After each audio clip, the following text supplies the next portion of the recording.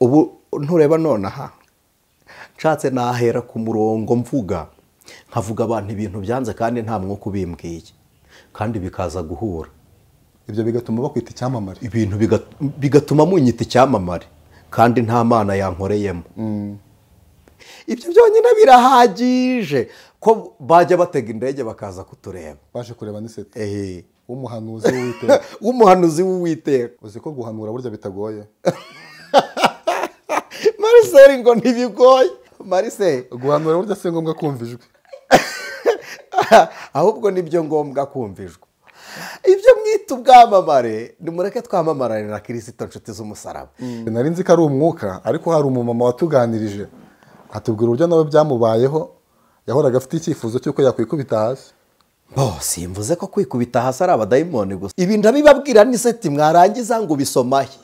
Nanjye mumfate nk'igitabo mu binyumvemo kubera icyo ari Mose na Eliya baje. Wishura bera bazamurika nk'izuba. Yesu wacu Yesu gaza twambika ikamba ry'ubugingo tumwitegure kuko azagaruka vuba. Imana ishimwe cyane. Haleluya, haleluya. Imana ishimwe. Hamagara bihana. Ijwi ry'Umukanguzi. Yesu ashimwe inshuti z'umusaraba. Tubahaye ikaze mwe mwese muri ku migabane itandukanye y'isi. Twamaze kumenya ko ubutumwa bwiza buvugirwa ku ijwi ry'Umukanguzi bugera kuri hose. Kandi ni ukuri turabashimira uburyo tubana mu biganiro byose bitambuka ku ijwi ry'Umukanguzi, haba muri comment, haba uburyo mutuvugisha, turabibona kandi turabibashimira. Hanyuma ku ijwi n'Ibizimana Marcel imbere yacu turahabona ni umukozi w'Imana. Icyo akora ushobora kumubona ari umushyitsi ku ijwi ry'Umukanguzi. Ntabwo navuga ngo ni umushyitsi ku ijwi ry'Umukanguzi, wowe ushobora kuza ari ubwa mbere ukagira ngo ni umushyitsi. Turaza kumusaba tumuhereza akanya atwakirira abantu bose baje ku ijwi ry'Umukanguzi ari ubwa mbere kandi aza no kudusengera. Hanyuma kuri kamera ni Jeanne Kwizera, ni umukristo, ni umugenzi ujya mu ijuru. Nshuti y'umusaraba tuguhaye ikaze. Amen. Nkuko mwene data Marcel abivuze birashoboka ko umuntu yaza ku ijwi ry'Umukanguzi ari ubwa mbere.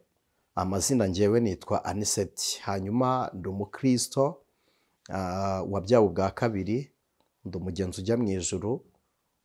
Nawe ndakwakiriye. Nakakubajije ngo wowe witwa nde, ariko kandi hari n'amazina mashya abizera tuzamenyana tumaze guhurira muri Kristo Yesu. Imana ishimwe.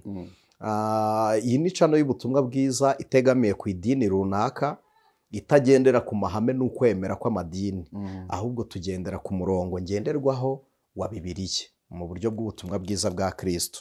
Imana ishimwe. Rero abantu mwese muje ari ubwa mbere, nagusaba ugakora subscribe tukajya tubana mu biganiro byacu, ariko nunyurwa nabyo utanyuzwe nabyo pa necessaire, ariko wanyuzwe nabyo wakora subscribe tukajya tubana uko dushyizeho ibiganiro. Rero bari bambwiye ngo dusenge, reka mbasabe tuze kwifatikanya gusenga. Ntabwo hasenga umuntu ufite umwanya, hasenga umuntu ufite Imana asenga. Rero Imana ntabwo bisaba ngo tuyishakire umwanya ngo wo muri pause cyangwa uri muri break. Oya, wowe ubwawe ukwiriye kubonera Imana igihe. Nababwiye ibintu umuntu atajya aburira igihe. Nta muntu ujya ubura umwanya wo gupfa. Iyo urupfu ruje nturubwira ko uhuze kandi rugusanga mu mirimo rukayigukiza. Niba urupfu rwagukura mu mirimo byaba bibabaje ko utakihanganira no kugusabana n'Imana uyirimo. Nta n'umuntu burya ujya ubura umwanya wo kurwara. Iyi ndwara ijira kwataka niyo waba uhuze gute umuntu ararwara. Nta n'umuntu ujya ubura umwanya wo gufungwa.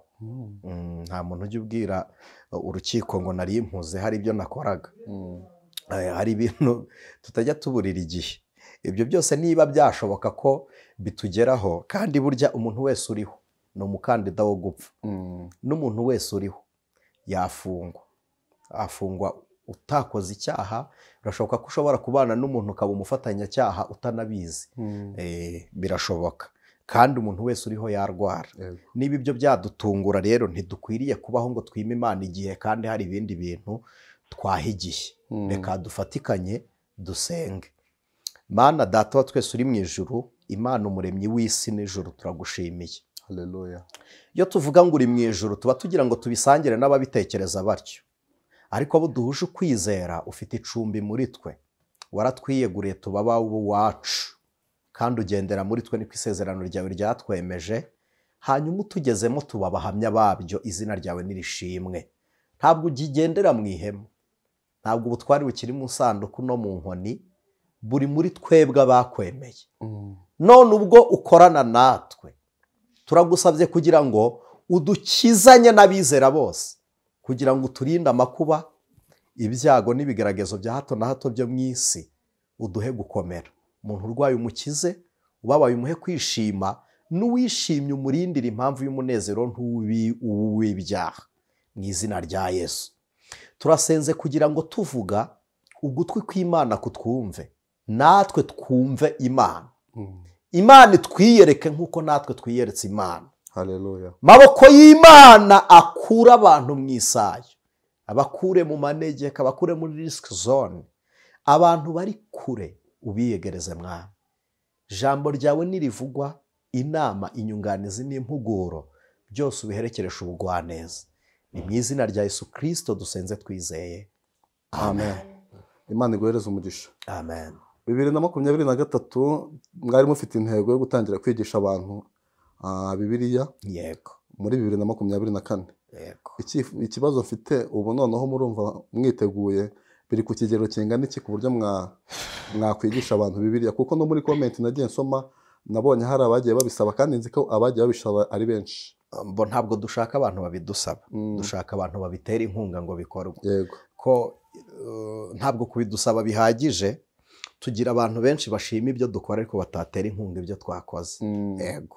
Rero ntabwo dukeneye ababisaba, dukeneye ababitera inkunga kugira ngo bikorwe. Hanyuma kandi ikindi tubyiteguye mu gihe gitoya kingana n'uko ubushobozi bungana. Twatekereje kujya tuyitanga mu buryo yabisobanuye no mu rundi rurimi. Yego. Tukabwiriza mu ndimi ebyiri. Tugatanga mu Kinyarwanda n'Igifaransa cyangwa n'Icyongereza. Tuzareba ururimi runaka, ariko umuntu wumva Ikinyarwanda Anicet navuze biroroshye no gutranslating Icyongereza. Twabishyira no muri France. Hanyuma ikindi twashatse kujya tubikora du projects, tukabikorera kuri projecteur cyangwa se n'ubundi buryo bwo kwigisha bugezweho. Ariko usanga tugira imbogamizi. Tugira imbogamizi ntabwo ari iz'ubushobozi, ahubwo zaba bikunda badashobotse ngo badufashe gushobora. Yego. Ko ubundi iyobokamana abantu benshi bamenyereye ibintu by'ubuntu, iby'imirimo ntibabikozwa. Iyo tuvuze rero ngo mudutere inkunga, ni igitangaza ko dushobora gushyiraho itangazo ryo kuvuga ngo badutere inkunga, bikarangira nta n'urubonetse, nta nkunga. Ko urabizi uburyo twagiye dukoramo umurimo 2023 twaravunitse cyane ndetse cyane. Twagiye dukora imirimo, urabizi abantu twapangiye iminsi mikuru tukabaha iminsi mikuru. Urabizi abantu bagiye batubwira gufatikanya nabo, umuntu akaba yagutuma ahantu runaka. Yego. Wagerayo ugasanga byose bibaye sharije yawe abantu badahari. Niyo mpamvu rero comment hari zo twirengagiza, kuko uyu mwanya mumbabarire kubivuga, ariko I'm fear not for that. Ntacyo bintwaye. Ntabwo dukeneye umunwa wabo duhuje ukwizera, dukeneye amaboko yabo. Yego. Kugira ngo ubutumwa bwiza bwa Kristo bugere kure. Rero umuntu utubwira muri comment nibyo ashobora kudusengera, iyo nayo ni inkunga. Ashobora no kudutera n'indi nkunga, iyo nayo n'indi mu buryo bufatika bw'ibifatika. Ashobora no kutubwira ngo mfite na sare, none se tuzigisha Bibiliya. First of all, hari ibikoresho bizasabwa, sibyo? Ntabwo tuzayigishiriza hano twicaye, ntabwo ariho tuzayigishiriza. Turasabwa ahantu hazakodeshwa, turasabwa intebe tuzicaraho zizagurwa, turasabwa mashine, turasabwa internet. Ibyo ni ibintu byose by'amafaranga. Cyokora wenda ibindi bikoresho bishobora kuba bihari, dushobora no kuzayigisha live. Dushobora kuzayiprefera tukayigisha live. Ibyo ni bya equipe technique, wenda bazatubwira. dushobora no kuzayifata tukayitanga nk'ibi biganiro gutya tubitanga ariko se duhereye kuki duhereye kuki nicyo kigenda gituma mbonge nta n'icyuho mfite tutayigishije nta cyuho mfite kuko ubu Anicet kuva 2007 mbwiriza ubutumwa bwiza abo nabwirije barahagije ko nabambarira amakamba nukuri yego Imana iguhereze umugisha amen. Hanyuma wowe udukurikiye muri iki kiganiro wifuza ko ijambo ry'Imana twaryigisha mu buryo bwa online cyangwa n'ubundi buryo, inkunga nawe irakenewe kugira ngo dushyigikirane twese. Hari ikibazo ndimo nibaza kandi ndakeka atari njye nyine, kuki ibitabo bitanu bya Mose bibanza byitirirwa Mose? Nuko mbo urakoze abantu badukurikiye ntibagire ngo iyo tugiye kuganira turicara tugapanga ibyo turi buvugane. Ubu bajije ikibazo cyiza cy'abasomyi ba Bibiliya nubwo bigora abana mu mutwe. Ibi bitabo bitanu bamwe babyita Torah cyangwa Taurati cyangwa Pentateuch cyangwa se nk'uko tubivuze nyine ibitabo bitanu bya Mose. Intego ya mbere nuko byanditswe na Mose, nubwo ibitabo Mose yanditse atari we wagiye ubisoza yego, ariko impamvu babyise ibitabo bitanu bya Mose nuko byanditswe na Mose yego. Kuki bibanda ku gitabo cy'itangiriro kandi Mose atarahari? Akenshi byanditswe mu gitabo cy'itangiriro wumva biruta Mose ariko bakakimwitirira. Byanabayeho mbere ye. Urakoze cyane. Muribuka Imana ibwira Mose ku musozi wa Sinayi ngo uze ahantu bugufi bwanjye, ikamwereka mu bitugu. Burya byari bisobanuye ngo nzakubwira n'ahahise hanjye aho narindi utari yego. Mose ari ku musozi Sinayi yavuganye n'Imana, Imana imubwira imva n'imvano. Niyo mpamvu cyitwa ubundi iki gitabo bacyita Genesis ariko mu Kigiriki bavuga Genesis n'imvo n'imvano cyangwa inkomoko y'ikintu. Ni ukuvuga ngo nicyo Imana yahereyeho irema. Kucyita itangiriro ntabwo ari uko aricyo gitangira muri Bibiliya, ni uko ahubwo aricyo kirimo itangira ry'imirimo Imana yahereyeho ikora mu isi. Hanyuma Imana yabibwiye Mose muri ya minsi, kuko Mose amara iminsi 40 n'amajoro 40 ntabwo yari ari kwandika amategeko, ahubwo Imana yamuhaye n'andi mabanga. Yamuhaye amabanga, amategeko, imuha amabanga y'icyatumye umuntu ajya mu buretwa, imuha amabanga y'icyatumye umuntu aba mubi, imuha n'amabanga y'icyatuma umuntu yera akaba uwejejwe. Byari mu gitabo cya Enoke kitanditswe ko Enoke niwe wanditse uburyo bwo kubana n'Imana, umuntu n'Imana babana bati imibereho y'umwuka n'umubiri. Hanyuma iki gitabo cya Mose Imana yabimubwiye ihereye kera aho yatangiriye. Mose rero abyandika nk'umuntu wabibwiwe n'Imana kuko yamweretse ibitugu hasobanuye hashize h'Imana ego. Niyo mpamvu bigaruka byitwa ibitabo by'amateka. Kuko akenshi wumva bigenda bivuga ku mateka. Kwitwa ibitabo by'amateka ni teoloji byita gutyo, njyewe ntabwo mbifata muri iyo context. Mumbabarire nimujya mwumva ndi wopoze nyine, hano ni ku Ijwi ry'Umukanguzi. Igitabo cy'itangiriro kiragaruka kikagira ishusho yo mu gitabo cy'ibyahishuwe. Kandi ibyahishuwe ntabwo ari amateka gusa, hari ibyabaye, hari ibiriho n'ibizaza, sibyo? N'itangiriro niko bimeze. Ubundi itangiriro niho Imana yagambiriye gucungura umuntu, ni naho Imana yamuremeye, sibyo? Mu gitabo cy'itangiriro batwereka ingobyi ya Edeni. Noneho n'igitabo cy'ibyahishuwe Edeni igarukamo yitwa paradizo. Edeni biravuze ngo ni ahantu ho kuruhukira. Paradizo bikavuga pratidizo ruha ni Igiheburayo ni umwuka, niho ubugingo buzaruhukira. Noneho Edeni niho umuntu wari ufite ubugingo n'ubundi yari aruhukiye. Urumva ni abandika zero barabizi abanyamubare, iyo wandika zero uhera ku kadomo, kugira ngo zero yuzure ni uko ugaruka kuri ka kadomo. Niko igitabo cy'ibyahishuwe n'itangiriro bikorana. Niho hantu haboneka igiti cy'ubwenge bumenyesha icyiza n'ikibi mu itangiriro. Mu byahishuwe hakabonekamo igiti cy'ubugingo. Urakoze cyane. Noneho mu itangiriro habonekamo kwita amazina. Ni ibintu byinshi bitandukanye. Urakoze kumbaza kuri ibyo bintu. Mu itangiriro harimo inkomoko y'izina. Murabizi ko Adamu ari we wisi ibiriho byose, amazina. Noneho no mu byahishuwe 2:17 unesha nzamuha izina rishya, niho azahindurirwa amazina ya mbere duhabwa andi mazina. Ni ibitabo bimeze nk'aho bifitanye isano, hakabamo n'ibintu rero bitarasohora. mu itangiriro mu itangiriro harimo ibintu byinshi bitarasohora kuko Imana yabwiye inzoka ngo mu rubyaro rw'uyu mugore niho hazaturuka uzakumena agahanga. Yari iri kuvuga gucungura. Ibyo byarabaye. Noneho mu itangiriro harimo ibintu byinshi Imana yasezeranyije urubyaro rwa Aburahamu. Ntimuzi se ko agakiza kazasubira muri Isiraheli? None se mu rubyaro rwa Aburahamu ntabwo biragarukayo. Ni ibintu byinshi cyane. Hari imikoranire y'umuntu n'Imana, Enoke n'Imana. Hariyo mu itangiriro kandi niho twabonye icya cumi cyaturutse, niho cyahereye. Noneho gihabwa Melikisedeki umwami w'i Salemu, sibyo? Ari Aburahamu gitanze, ntabwo kizanywe n'amategeko, kizanywe no kwizera. Noneho no kwizera rero kutagira imirimo kuba gupfuye nako kuzakomeza gukoreshwa. Hanyuma mu itangiriro niho hari inkomoko y'umuryango ubonerwa mu muntu. Mu byahishuwe bakongera kubarura ya miryango bayerekana. Ibyo byose murabyibuka. Rero ni ibitabo bimeze nk'aho bifitanye amasano, niyo mpamvu nge ntabifata nk'amateka gusa kuko amateka ni igihe cyashize, ariko hari n'ibizaza nabyo.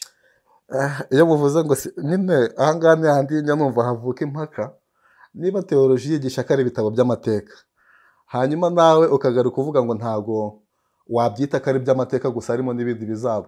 Mu by'ukuri n'ubundi ndumva ku ijwi ry'umukanguzi ari za mpaka abantu bazaduhozamo buri munsi, ariko wenda ashobora kuba ari ukutamenya cyangwa kudasobanukirwa. Ariko twebwe tuba tudefanze impamvu yacu. Ntabwo mpakanya ayo mateka abonerwa mu bitabo, ariko ubundi amateka agaragara hehe?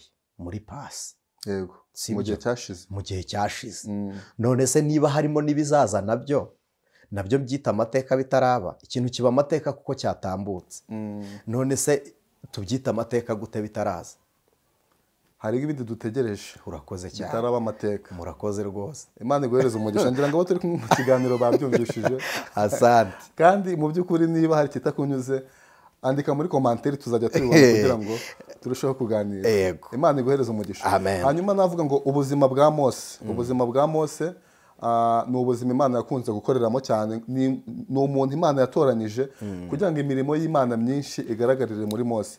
Hanyuma aho ngaho hagaruka havuka impaka kuri bamwe bavuga ko Mose ari umunyegiputa, abandi bakavuga ko Mose ari umuheburayo. Ukuri kwabyo kwaba ari ukuhe? Ukuri kwabyo reka tugusome mu gice cya 2 cy'igitabo cyo Kuva.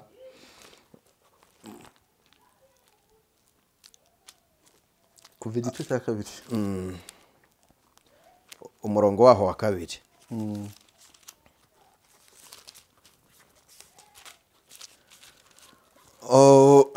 Duhereye ku murongo wa mbere haravuze ngo umugabo wo mu muryango wa Lewi aragenda arongora umukobwa wa Lewi.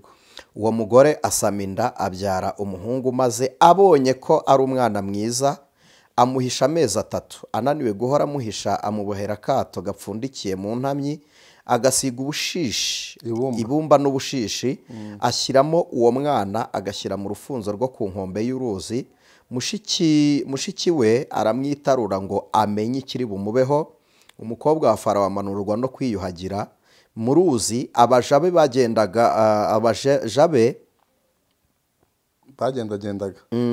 bagendagendaga ku nkombe y'uruzi, abona ka kato mu rufunzo, atuma umuja kukazana. Agapfunduye abonamo umwana ararira, aramubwira ati, aramubabarira ati, uyu ni umwana w'Abaheburayo. Byumvikane ko Mose yari umuheburayo. Yego. Imana iguhereze umugisha. Asante. Ikintu numva nakubaza kuri Mose ni ibibazo byinshi umuntu yabaza kuri Mose. Yego. Turabizi neza ko Yesu ava mu ijuru yasize ubwiza n'icyubahiro yari afite. Yari umuntu wubashywe. Ariko twasomye amateka ya Mose, dusanga nawe yarakuriye kwa Farawo. Ariko amaze nyine yari umwana wo mu bami, yakuriye ibwami.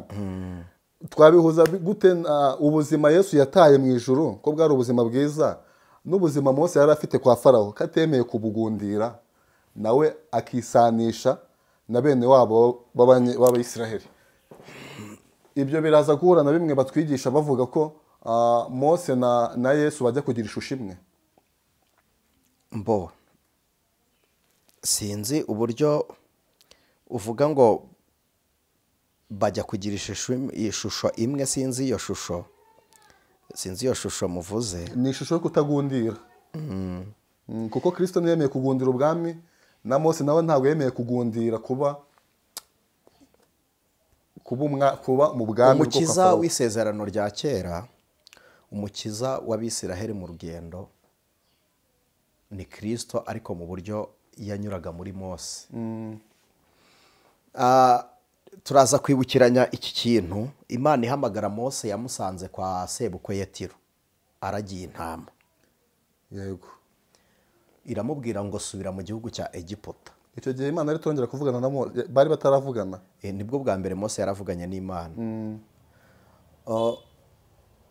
Mose muzi byabaye, Imana igaragarira mu gihuru gikongoka ariko igishye.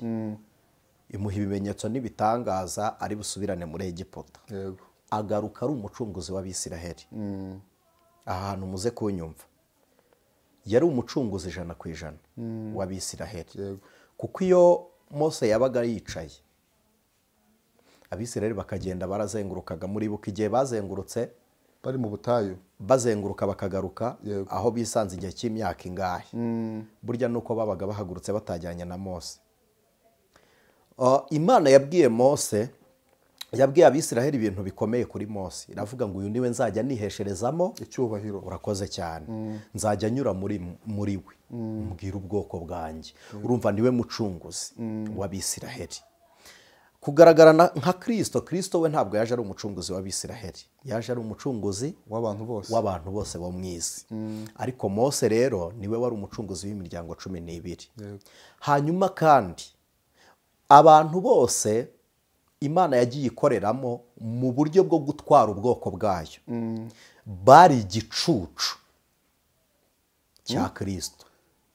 Bo bagaragaraga nk'igicucu, bari shadow. Nituvuga igicucu ntabwo ari ikigoryi tuvuze, ni igicucucucu cya Kristo.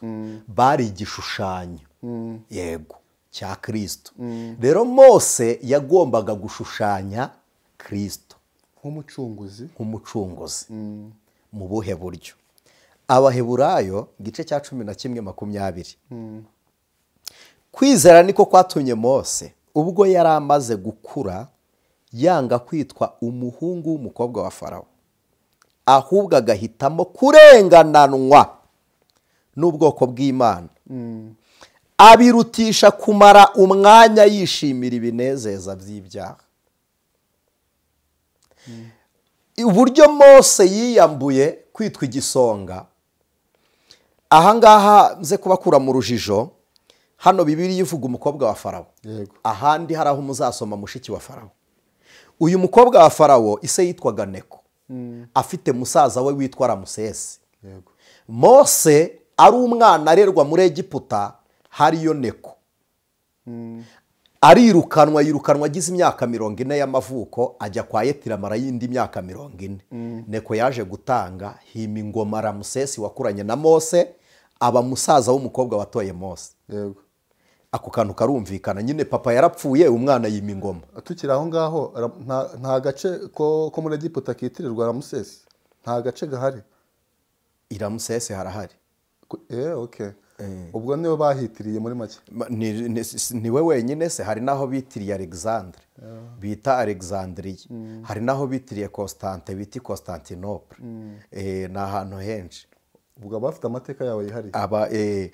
Urakoze cyane. Hari naho bita Sinai muri Egypt. Hanyuma Mose abona ko kwitwa umwana w'umukobwa wa Farawo akaguma mu binezeza atari byo. Aha tubisanishe na Kristo. Yabonye ko kwitwa Imana atari ikintu cyo kugonderwa. Yego. Yisiga kamero, yambara kamero k'umugaragu ndetse nawe w'imbata. Na Mose yikuye ibwami ajya mu bari gukora imirimo, ntabwo navuga mu buretwa. Ajya mu buretwa. Hari abantu numvishe bavuze ngo Abisiraheli babumbishaga amatafari amashereka. Oya, ntabwo bayakamuraga ngo babone amazi, ahubwo ni kumwe umubyeyi utonswe amashereka yabogoka akajya agwa mu matafari, ariko ntabwo bigeze bayakamura ngo bagire. Ego. Noneho Mose asiga ibwami ajya mu buretwa. Ibwami yasize bamukompaye nyine yari igicucu. Ni ibwami Kristo nawe yarahasize aza mu isi. Yego. Imana ishimwe. Hanyuma twabwira abantu ko kubigereranya kuriya Mose yari igicucu cy'Imana, yari igicucu cya Kristo. Ni ukuvuga ngo si Kristo wagaragaraga, ahubwo hagaragaraga Imana yirekaniraga muri Mose. Noneho nyuma mu rugendo Mose yahagarikiye umutima, Imana yaramubwiye ngo ntituzajyana, tujyanye nkagendana namwe nabica, kuko Mose ntiyarazi uburyo bw'imibanire Imana yari iri kumwemo nawe. We yashatse kugendana nayo nk'uko ahura nayo bakabonana, nk'uko bahura nayo face to face. Mose aravuga ngo nitugendana ari njyewe ukubona gusa, Abisirayeli ntibazabyemera. Washatse buryo ki wigaragaza tukagendana? Aravuga ngo bizaba itandukaniro, bizaba itandukaniro n'andi mahanga. Imana iyo bagiye kurwana bazisiga mu mahema, iyo batazisize bagenda baremerewe nazo. Ariko twebwe ntituzaguheka, ntabwo uzatubera umutwaro, ahubwo tuzaba ubwoko bwawe utuyobore. Ubu buryo Imana iravuga ngo nzaba inkingi y'umuriro n'igicu. Igicu nikigenda muzagenda, n'igihagarara muhagarare. Iyi nkingi yagaragaye mu Bisiraheli nibwo buryo Imana yambayemo umubiri, ikagaragara mu isezerano rishya. Irya kera kwa Mose yari inkingi y'umuriro n'igicu. Noneho ntiri bugaragare nk'umuriro n'igicu, kuko ibaye umuriro kuko iri mu ntambara, iri mu rugendo rw'intambara. Iraba igicu kuko banyuze mu butayu. Yaranabatwikire, nimwumva igicu, mwumva igicucucucu gitwikira izuba ku buryo baticwa n'izuba mu butayu. Igicu kikamirura izuba ryo mu butayu. Imana ishimwe. Noneho Kristo we yambara umubiri, noneho aho kuba inkingi yaraje aba urufatiro. Sinzi niba uri kunyumva. Kwa Mose yiswe inkingi, mu isezerano rishya yitwa urufatiro. Sibyo? Niwe buye byanzwe n'abubatsi, ariko ku Mana ryaratoranyijwe rihinduka irikomeza imfuruka. Rero ni Kristo, kuko kuva mu itangiriro kugera mu byahishuwe, Bibiliya byose byabaga byari igicucu cya Kristo. Kristo amaze kuza yambara imirimo yose, yambara byose kugira ngo bimusohoreho. Amategeko yari yarahawe Mose, Mose yagarutse kuyakorera remizi, yakoze handover ku musozi Arayono. Mose agarukana na Eliya. Nibwo byabaye. None se byagenze bite? Mose ntiyagarukanye na Eliya? Bibiliya ivuga ngo byari bigenze bitese. Ese mwari muzi ko imirimo yose Yesu yakoze yose yayikoreye mu isezerano rya kera, isezerano rishya ritangirira mu muzuko? Ntabwo byari bizwi. Imirimo yose, ibitangaza byose Kristo yakoze byose byari mu isezerano rya kera. Isezerano rishya ritangirira ku maraso ya Kristo. Yamenwe rero amaraso ya Kristo, umuzuko niho twazuranwe na Kristo. Abari barahejwe mu isezerano rya mbere dushyirwa imbere mu isezerano rya kabiri, ari ryo sezerano rishya. Nicyo cyatumye Pawulo abwira Abaefeso, yarababwiye ngo mwebwe abari kure ubu mwigijwe hafi n'amaraso. Imana ishimwe. Amen. Amen. Abari kure, Imana nihabwe icyubahiro. Hanyuma ubuzima bwa Mose iyo tubusomye cyangwa tukabwigishwa, twumva Mose yari umuntu udasanzwe wakoranye n'Imana cyane. Hanyuma uyu munsi navuga ngo Mose nyine ntawuhari. Imirimo y'Imana igaragarira mu muntu, itagariye. Hari uburyo Imana ishobora gutoranya umuntu, imirimo ye akaba ari igaragariramo cyane nk'igihe cya Mose. Ariko ubu ngubu siko bimeze. Iyi mirimo y'Imana tuyibonera muri Kristo Yesu. Ariko Kristo Yesu uri muri twebwe. Imana nihabwe icyubahiro. Yego. Imana ishimwe. Ubu uyu munsi Imana ikora ibyo yitirirwa, ntabwo igikora ibyo yitirira umuntu nko mu nkomoko y'umuryango. Yego. Kuko muzanabibona na mbere hose Abisiraheli bagiye bagira urujijo bagashaka gusenga abahanuzi. N'uyu munsi tugira amadini ameze nk'abaterekera abatagatifu. Yego, arahari. Yego. Ni urujijo rwagiye ruboneka mu Bisiraheli. Noneho uyu munsi wari ukwiriye kuba umutagatifu kuriya abandi yakabaye Kristo, kuko yarapfuye arazuka kandi apfa atakoze icyaha. Niwe wenyine utarakoze icyaha, Kristo. Wenyine. Abandi bose barakosheje, bigeze bagaragarwaho n'umugayo, nubwo Imana itababagumishijeho, ariko umugayo wagiye ugaragara. Rero ubu uyu munsi imana ntikibonekerwa mu muhanuzi, ahubwo twizerera muri Christo Yesu. ariko hari abantu bizera umuhanuzi bakumva ari we ukorana n'Imana 100% kugeza n'ubwo bashobora no kumugera uruhande bakamwikubita imbere. Ubu buryo reka tuvuge ngo ni uburyo bwo kuramya Imana muri we, ariko niba ari umuhanuzi baramije byaba ari ubuyobe buteye ubwoba, ahubwo nawe muhanuzi bamukururiye amakuru. Ko bimutera kwishyira hejuru se? Abahanuzi bishyira hejuru nyine ni hahandi bigaruka nkumva nabwo ngiye kubateza impaka. Baba bafite umwuka udaturuka ku Mana, kuko iteka ryose umwuka uturuka ku Mana urangwa no guca bugufi.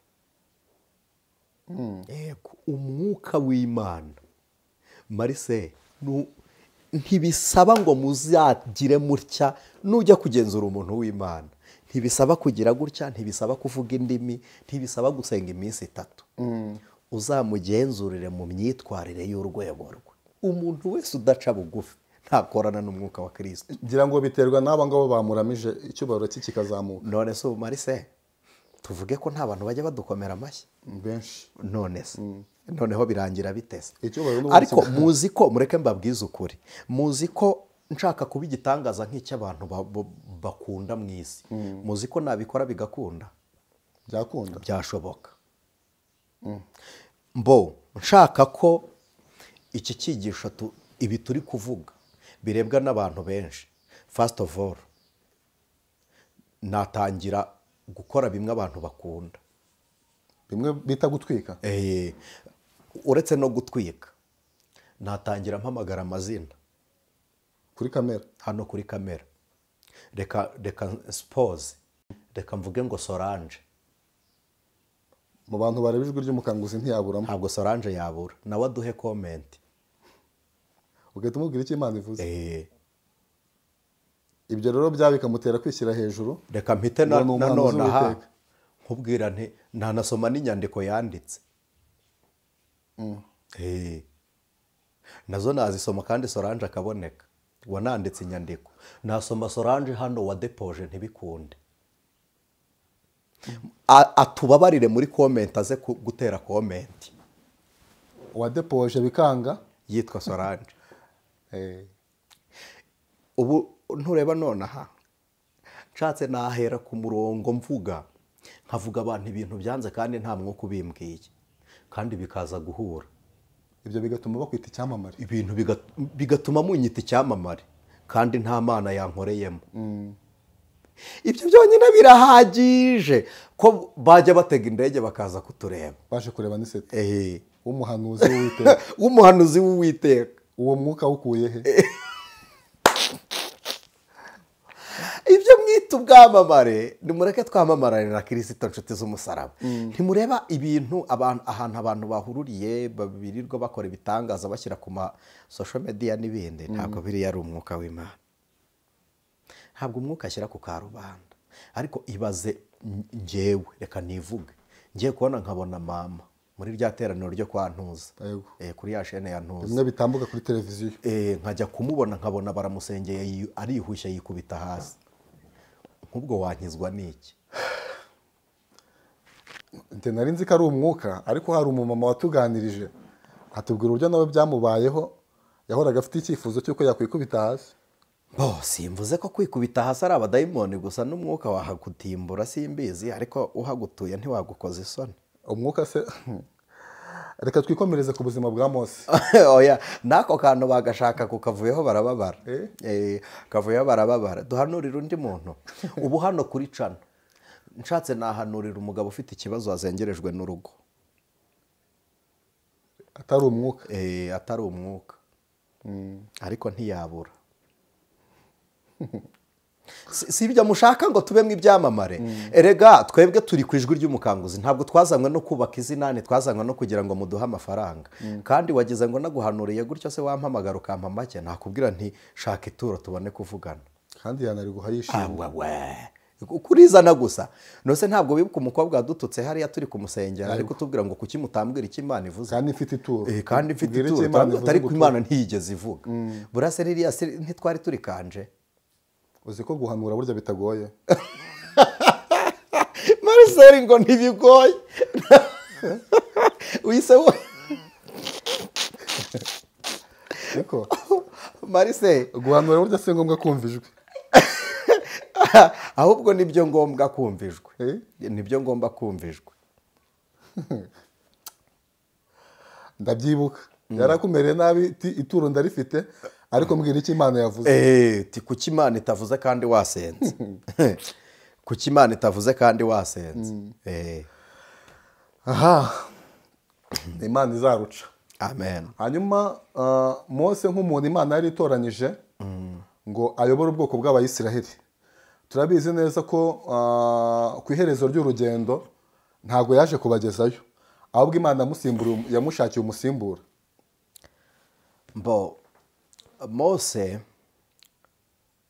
ntabwo yashyikanye n'Abisiraheli mu gihugu cy'isezerano Imana yaramubwiye yatoje Joshua Mose yatoje Joshua ko yaramubwiye ngo ngwino hano umunsi yagaragazaga ntiyerekanye gukiranuka kw'Imana nicyo Bibiliya inavuga ngo ntiyerekanye gukiranuka kw'Imana Imana yamubwiye gukubita urutare rimwe ariko sinacyo yazize urutare ahubwo yabwiranye Abisiraheli umujinya aramubwira ngo ngewe na Aroni tubakuriye amazi mu rutare ariko kandi burya niyo agera mu gihugu cy'isezerano Abisiraheli bari kumera nk'abamusenga iyo Imana ibonye kwamamara kwawe byayobya abantu igucogoreza hafi igacyura ubugingo bwawe yego byashoboka ko no muri ubu buzima tubamo uyu munsi Imana ishobora kugushakira umusimbura yego ahubwo nta n'umuntu utamugira nta n'umuntu utamugira reka mbwira umuntu wicaye ngo ku ruhande hari abahagaze bashaka iyo ntebe nta muntu n'umwe utagira umusimbura isaha n'isaha wasimburwa kuko umurimo si uwawe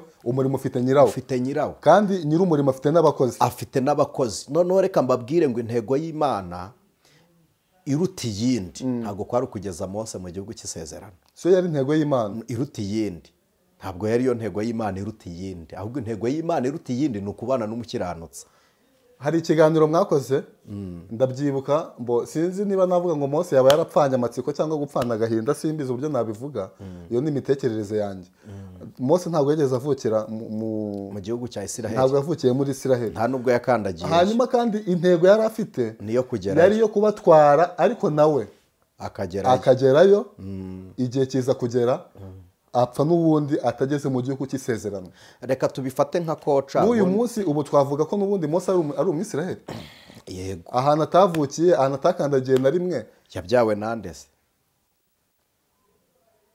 yabyawe nande yabyawe n'umwisiraheli ese Marise uvuka he njyewe mvuka ndi umunyarwanda mu yihe ntara y'Iburengerazuba hanyuma se abana bawe ubu igisekuru cyabo ni igisekuru cyabo ubwo nabo ni Iburengerazuba uzi icyitwa gakondo y'umuntu se ni icyo kwa sogokuruza wawe amaraso y'ahakomoka uri kuvuga amaraso kandi gakondo si icyo ubu ntureba dutangira kubara gakondo mu kinyarwanda baze kudufasha ntabwo nibuka neza nk'ubu abana bawe utuye i Kigali ntabwo iyo ari gakondo yabo iyo papa wawe aza akahakubyarira wowe ntihari kuba ari kuri gakondo ariko kuko bo ari kwa sekuru hari kuba habaye gakondo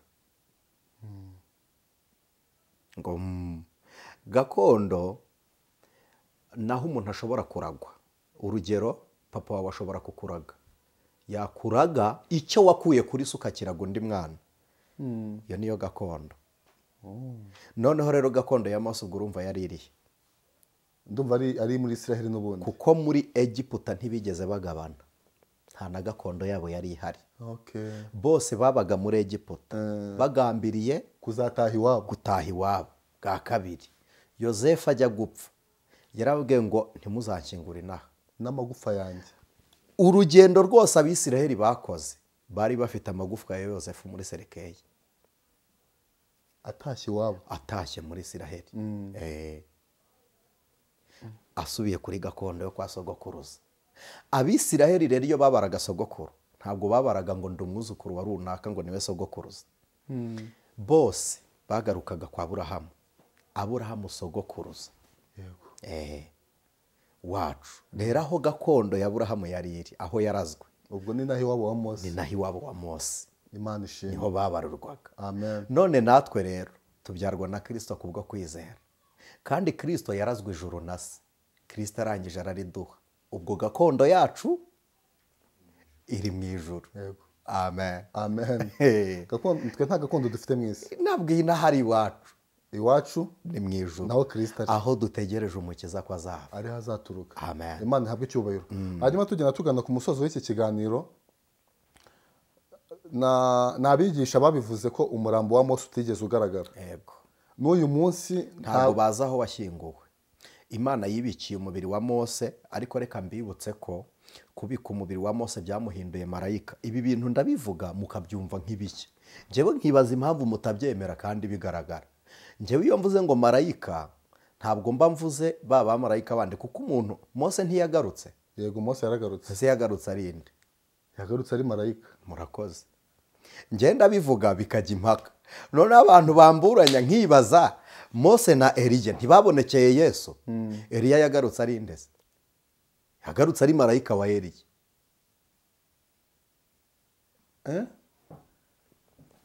Eliya, uzi ikintu cyatumye Eliya ataza mu isi mbere ya Kristo? Nuko Yohana Umubatiza yari ahari. Yohana Umubatiza amaze gupfa, ubuzima bwo muri Eliya bwahawe ubwigenge. Hari abantu bambajije ngo nk'ibyo uvuze ni ibiki? Dusome ngo haze ni iki kigorana kwemera ibyanditswe byera kandi byaravuzwe na Kristo? Ubundi muzahakana amagambo Anicet yavuze, ariko se ya Kristo yo muyahakana mu biki? turabisoma igice cya 11 Matayo.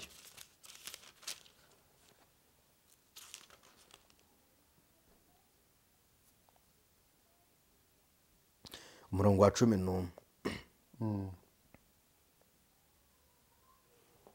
Haravuze ngo ndababwira ukuri yuko mu babyawe n'abagore hatigeze kubaho umuntu uruta Yohana Umubatiza, ariko umuntu umuto mu bwami bwo mu ijuru aramuruta.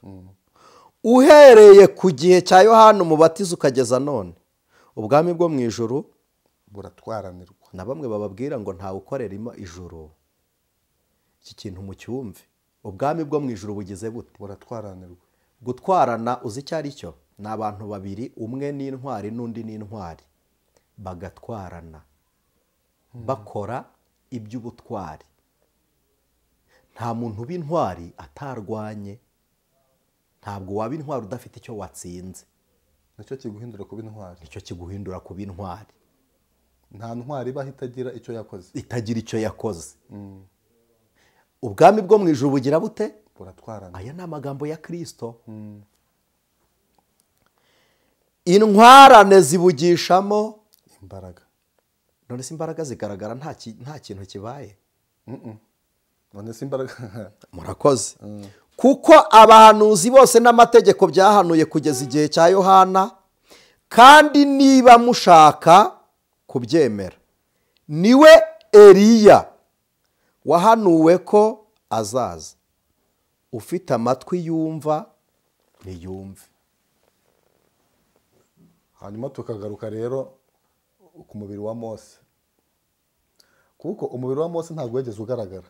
Umubiri wa Mose ntiwagaragaye. Ntabwo wagaragaye pe. Noneho njyewe reka mbabwire ngo Imana yatwaye umubiri wa Mose, si marayika wawurwaniye nande? Na Satani. Hanyuma uyu mubiri marayika ntiyawushyinguye mu isi, wahanaguwe ubusembwa. Wahanaguwe ubusembwa, uhabwa ubwiza. Uhabwa ubwiza. Ku buryo ubwiza uyu mubiri wa Mose wahawe ari bwo bwiza Mose yagarukanye ku musozi Elayono, Petero akamubona, yamara kumubona akavuga ngo mureke duce ingando eshatu. Imwe ibi ya Mose, indi ibi ya Eliya, indi ibi ya Kristo. Twe tuzaba mu ngando ya Kristo kuko turi kumwe nawe, ariko Mose ahagaze imbere yacu ntiyari afite ubwiza. None buriya Petero yarabwiwe n'iki kari Mose? Ni uguhishurirwa. Yarahishuriwe. Yumvise ibyo Mose ari kuvugana na Kristo, ahita yumva ko ari Mose. Yumva ibyo Eliya ari kuvugana na Kristo, ahita amenya ko ari amenya ko ari Eliya. Habaye hishurirwa. uretse n'ihishurirwa bari bahagaze aho mu buryo buri fizikari, ntabwo ari mu buryo bw'umwuka, mu buryo bugaragara, mu buryo bw'umubiri. iyo buba mu buryo bw'umwuka bari kubonwa na Kristo wenyine. none se ikintu mbonye mu mwuka nawe ujya ukibona? Oya, aba ari umwihariko wawe. aba ari umwihariko. abantu bari ku musozi bose w'amasengesho bamenye ko Eliya na Mose bavuye kuvugana na Kristo. Luka rero yandika we yaravuze ngo bari baje kubwira Kristo iby'urupfu n'umubabaro azababarizwa i Yerusalemu. kubera iki Mose aje guparitisipa muri uwo mwanya? nuko amategeko yose Mose yahawe yagombaga gusohora kuri Kristo, kuko amategeko ni umushorera watugezaga kuri Kristo. ubuhanuzi bwose icyo bwari bwaravuze bwagombaga gusohora kuri Kristo. Reka nkubwize ukuri, Imana yaramuhembye. none se Imana yaramuhembye. asante. noneho urabyumvisha urabiruhutse. Yaramuhembye. noneho byongeye Imana kugarura Mose akareba Yesu, yaravuze ngo unduta. Imana ishimwe. Haleluya. Amen. unduta ubwo ari ubashumbye ntayizazimira. Mose yaryamye aruhutse, aravuga ngo unduta ubwo ari ubashumbye azabagezayo, nta mizazimira uyazabashyitse. Mose yabajyanaga muri Isiraheli, Kristo abavana muri Isiraheli abatwara mu ijuru. Mose aravuga ngo awa ubwo ari uyu muri kumwe. uwo yagarutse kwirebera igikorwa. Yes, yasize atarangije. yasize atarangije. Imana ishimwe. na Eliya aravuga ngo ubwo mufite umuhanuzi unduta, ariwe Kristo n'ubundi. ariwe Kristo. birahagije. nicyo cyatumye ubuhanuzi bwasohoye kuva ku gihe cya Yohana Umubatiza. Bagarutse kureba imirimo basize batarangije, basize badashoje. soza ikiganiro. bagarutse kwirebera. soza ikiganiro w'ivangira. bagarutse kureba uwo bari barahanuye nyine baza kumusanga mu isi, baza kumusanganira, batamukuye mu ijuru, bo biyizira mu isi kuza kumureba. kubera iki haje Mose na Eliya? ibi ndabibabwira n'iseti mwarangiza ngo bisomahe nanjye mumfate nk'igitabo mubinyumvemo. kubera iki ari Mose na Eliya baje? nuko Eliya atigeze azukana n'abera. nta muzuko wabayeho. nta muzuko wa Eliya wabayeho, n'uwa Mose ntiwabayeho rero, kuko Mose yahanaguye ubusembwa umubiri uragenda. ariko Imana yarateguye. noneho Mose na Eliya nibo batahuye na Yesu igihe yakinguraga ibituro. ageze muri ya minsi amaze kuva mu mubiri. abahanuzi bose bahawe ihumure babonye ibituro bifungutse, ariko kandi bigakingurwa na Kristo. ariko Mose na Eliya ntibari ntabwo bari bahari. bakoze cyane. bari barajyanye imibiri yabo. Mose na Eliya bari baragiye. niyo mpamvu baje guhamya Kristo, kuko bo ntibakingiraniwe mu gituro. Yesu azura Yesu azura, munyumve neza ntitugire umuntu dutera urujijo. Yesu abonekerwa na Mose na Eliya. haje abantu Satani atafungiranye. kuko ntabwo Satani yigeze bagiraho uruhare. urakoze. abo bantu Satani, Mose na Eliya, abo bantu Satani ntiyigeze bagiraho uruhare. nabwo aba bantu baraburana nako kurwanira umurambo we ntiyawujyanye. kandi abandi bari bakingiraniwe ahitwa Ishewori, ari Satani ugira urufunguzo rwaho. Yes. ariko umurambo wa Mose marayika niwe wawutwaye, ntiwari uri aho Satani ayobora. noneho na Eliya rero ntabwo yagiye mu bapfu, yarazamuwe umwitero umanukira Elisa. noneho Yesu rero ari ku musozi, haje abadakingiranwe, abakingiranwa ajya kubazura. ndi nkamwe navuga ngo amen. Imana ishimwe. nababwira ngo Anicet ngo uratuvangira, nimuvangirwa n'ibyo muzagende muvangirwa. reka dusenge. ibi bintu iyo ngeze kuri ibi bintu ngewe iyo mbigezeho, reka dusenge. ku Mana mu ijuru mfite umugabane, Imana ishimwe cyane. mu mwanya muto tuzabona umunezero, Imana, Imana ishimwe cyane. Mwijuru abera, Mwijuru abera bazamurika nk'izuba. Yesu wacu, Yesu ubwaza twambika ikamba ry'ubugingo, tumwitegure kuko azagaruka vuba. Imana, Imana ishimwe cyane. Haleluya, haleluya. Imana ishimwe. Hamagara abihana, hamagara abihana ku ijwi ry'umukanguzi. Hamagara abihana. Reka mbinginge inshuti z'umusaraba, umuntu wumva yari yaratakaje ubuzima bwa Kristo muri we, Haleluya, haleluya. aho uri waca bugufi mu mutima, byagushobokera wapfukama Imana ishimwe. tukagusengera.